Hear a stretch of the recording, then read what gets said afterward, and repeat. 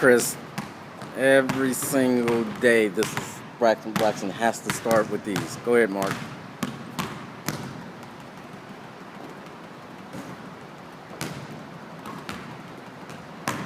He doesn't have to start fast because it's really not about speed until he can get speed, right? But every day, he needs to get the touches in, right? Because Braxton's 5'2", and so Braxton has to play like he's 5'2". And so in order to do that, the ball has to really become a part of his hand. And so the big thing for us is that once we get back to Utah, we want Braxton to be able to really control the ball so that we don't have to start from scratch.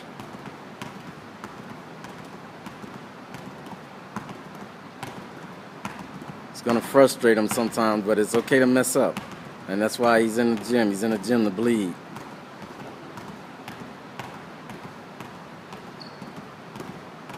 And once he starts doing these, then he's going to begin to see just how much, figure eights. He's going to begin to see just how much control he has over the ball. Because the thing about it is he wants to get to a place where he never has to look down at the ball. The ball is just a part of his hand, right? And this is what happened. This is how I made the basketball team in Chicago. Was I knew that I had to begin to handle that ball because I didn't have a whole lot of height like Braxton doesn't. And so in order to do that, I needed to be able to fool some people with the ball. And so in order to do that, I had to have supreme control of the ball, and Braxton has to have that as well.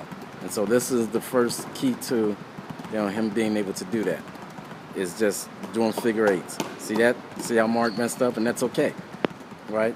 That's what you're in here for. If you're perfect, then he doesn't need you to get in there. If he just has to ask his body and his mind to be perfect in terms of wanting to do it. But as far as messing up the drill, it's okay.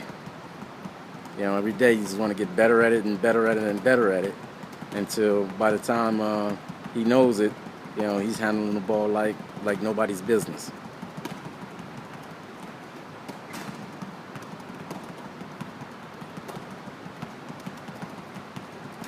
And so with Mark, we actually went back to the basics on this where, Mark pretty much does this every day. And once he started doing this, he started watching how his ball handling skills had begun to come up a lot more. He didn't necessarily have buy-in, Chris, at the beginning, but once he started seeing how, he started handling the ball a lot better as a result of these, then he began to really embrace it. And so this is just really the key to the whole thing. You want to get to a point where you're just playing music with the ball. The ball is just part of your hand. And that way when he goes to make a pass or, shoot the ball, he never has to look down at the ball. And so 100 mistakes is okay.